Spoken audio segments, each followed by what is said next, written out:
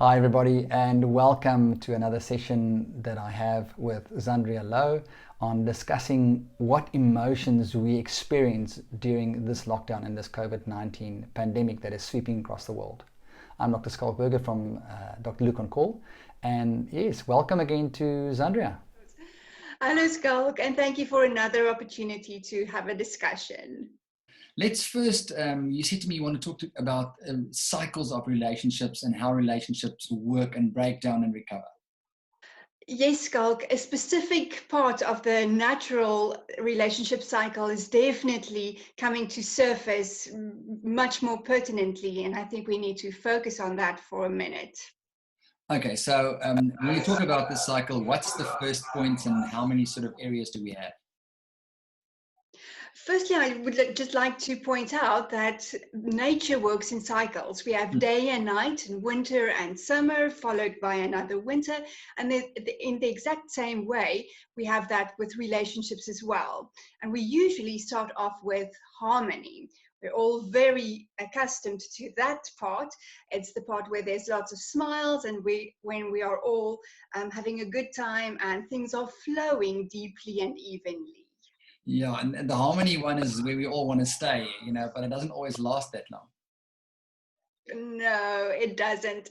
And it's sad, but the truth is that the next parts of the cycle actually functions to strengthen our bonds and our commitment and our ability to communicate effectively with each other. Okay, so what is the next part?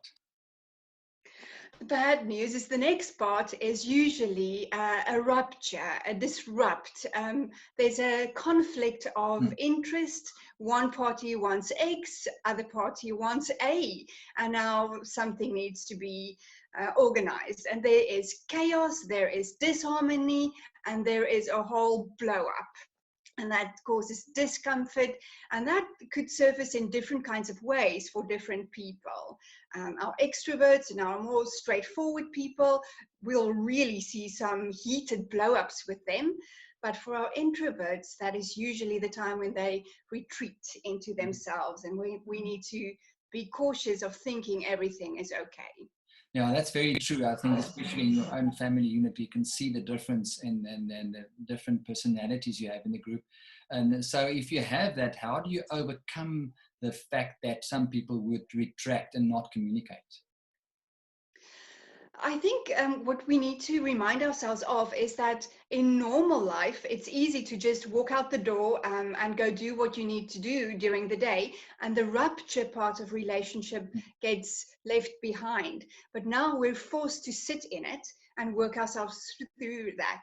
So getting comfortable with the discomfort that this situation brings is the most important part. And remembering that it's just a phase. It will work itself out. There's nothing to be afraid of in the disrupt. The disharmony is just a specific phase. We won't get stuck in that. Okay, so what do we do next? What's the next sort of phase in the cycle? Firstly, we need to acknowledge each other's feelings. Let's take, for an example, a grade 4 learner in a homeschool situation that does not want to do maths right now. The parent is wanting that to happen because it has to happen. So what will happen? The grade 4 will say, I am not doing that right now. That's a disrupt. It's a rupture in the relationship. So it's the mom or the parents' responsibility then to acknowledge the feeling, to say, you are really not in the mood to do your maths right now. So that's understandable. Acknowledgement of the feeling and validation thereof. It's understandable. We all want to just lounge around in our pajamas, but sometimes we need to get down to stuff that is important. So allowing some space for that, and then asking, so what is it that you'd rather want to do right now? I'd rather want to be swimming or playing with my friends. And that makes sense. And there is the opportunity to connect. And that is really an important part. It's creating opportunity to connect.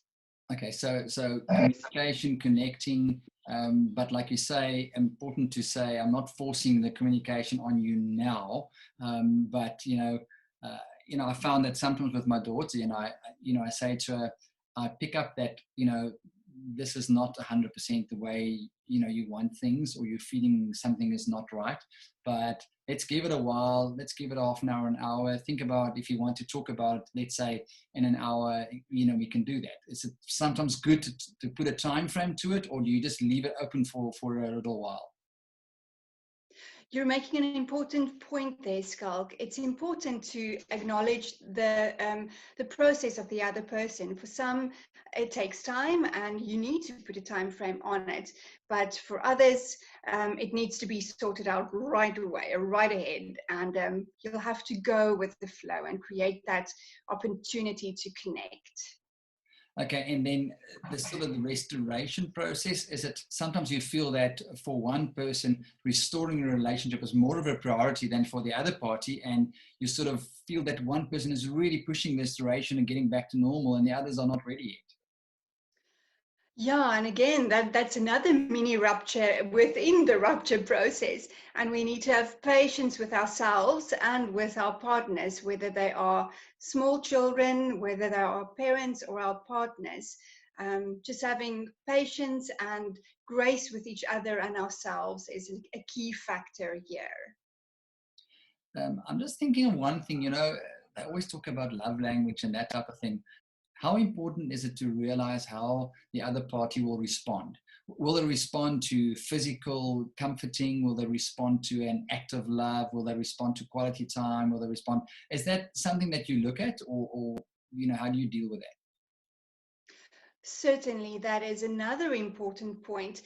What you're actually referring to is the action of asking, what is it that you need in order to not stay stuck in this situation? And often, the preferred love language is a good indication and a good guideline to find your way out of the stuckness. And then further, next step, what comes next? What can we expect next? Well, let's go back to the example of the grade 4 learner that does not want to do his math homework. Okay. So after you have acknowledged the feeling and validated it as well, and asked what is it that this child needs, it's often connection that a child or your partner really needs in different kinds of ways. So then comes the important part of figuring out how to reconnect, how to repair with your partner. And I had this exact same um, experience in my home. My grade 4 learner was not always so keen on doing the maths. So what we did is I asked him, what is it that you need? And he actually said, I just need you to do this with me.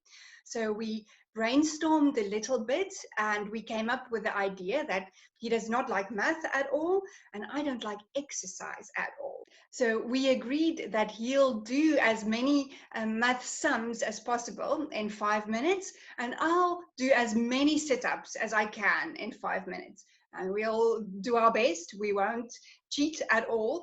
And we made fun. We made a difficult situation a little more playful. And that seemed to work the magic. So often the magic is in just trying a different perspective and adding a little playfulness and a little creativity to the mix. Yeah, but also, what I pick up in that point is there's always a little bit of a sacrifice that goes with it. You actually had to sacrifice something to really get to the point where you want. Yeah, Schalk, relationship is about giving and receiving. It's breathing in and breathing out. We have to, if a relationship is important to us, we have to be willing to sacrifice and to struggle a bit and to find some creativity, or to bring some creativity to this situation. Okay, that's good. Well, it almost sounds like we got back to harmony. How close are we back to the harmony part in the cycle now? Yes, we are exactly there. We are exactly there. And I would just like to highlight a quick point that it feels like, it feels overwhelming connecting with our children or with our partners.